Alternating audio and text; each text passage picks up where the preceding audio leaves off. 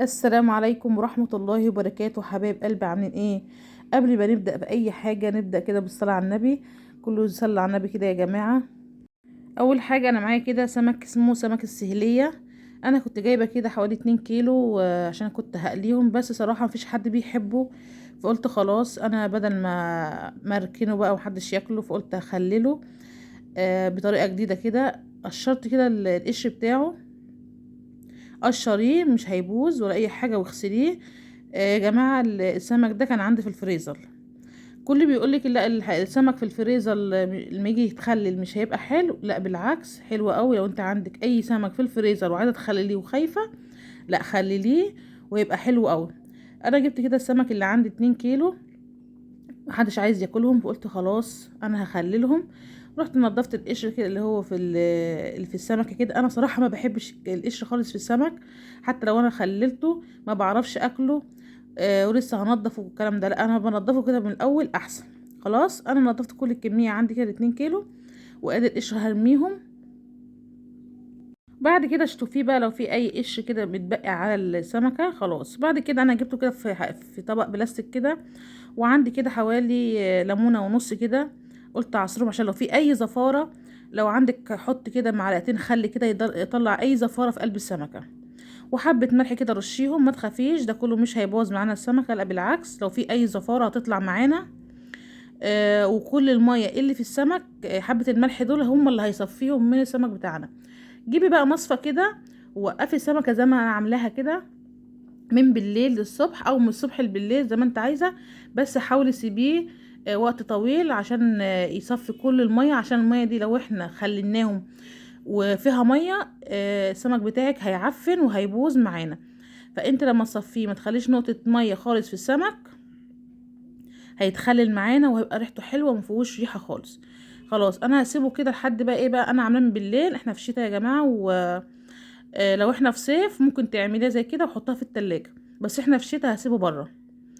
هيصفي كل المية اللي فيه. خلاص انا كده تاني يوم انا عملته من بالليل، سبته لحد تاني يوم، لحد الظهر كده صفى كل كمية المية اللي فيه. فعشان كده بقولك صفيه حلو علشان ما يعفنش مننا. خلاص يعني ما تتقشري القش كده وتغسلي غسلة حلوة وتعقميها. تعرفي تاكلي ايه السردينة حلوة وطعمها حلو، وهي ايه مش هيبوظ. خلاص يا جماعه، فكل اللي يقولك سمك في الفريزر لا مش هيبقى حلو، لا حلو قوي، جربوه. انا معايا كده حوالي نص كوبايه زيت وكيس ملح، ومعلقه شطه كبيره ومعلقه بابريكا، عشان البابريكا هنا تحمر معانا السردين بتاعنا، والشطه يحفظهم من اي حاجه. خلاص فانا جبت اكياس كده، انا عندي اكياس وعندي علبه.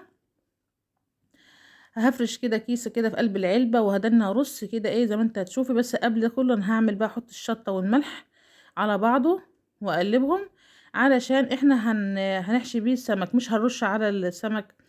انا كده كده يا جماعه رشه على السمك لما احنا صفيناه. فانا هحتاج بقى ايه، هعبي بس اللي هي الراس من جوه زي ما بنعمل الفسيخ. خلاص انا خلاص كده خلصت كده، هحط كده، هعبي كده من نغنيش كده اللي هو راسه من جوه. طب انت ليه تعملي كده؟ علشان يتملح معانا حلو. لو انت عندك اللي هو اللي اسمه ايه ده، الملح اللي هو الخشن، حطيه هيبقى حلو قوي. بس انا ما عنديش، المتوفر عندي اللي هو الملح العادي بتاعنا. انت بنت دي بتحشمي من راسه كده علشان ما يعفنش مننا، وكمان يتخلل حلو. لكن انا لو رشيت بس كده من بره بس كده، لا مش هيبقى حلو معانا. حابه ترش عليه رش عليه، بس انا صراحه الحركه ديت حلوه قوي، جربوها هيعجبكم زي ما بنعمل الفسيخ كده يا جماعه، وان شاء الله هيطلع احلى من الفسيخ. خلاص بقى حبه ملح كده رحت رشها على الوش كده. هجيب بقى ايه بقى، كيس كده زي ما انت شايفاه كده واسع، عشان ياخد راحته كده، وحطيه في العلبه. وبعد كده ترصي بقى خلف خلاف، يعني سمكه كده خلف خلاف بعض، يعني سمكه كده وسمكه كده.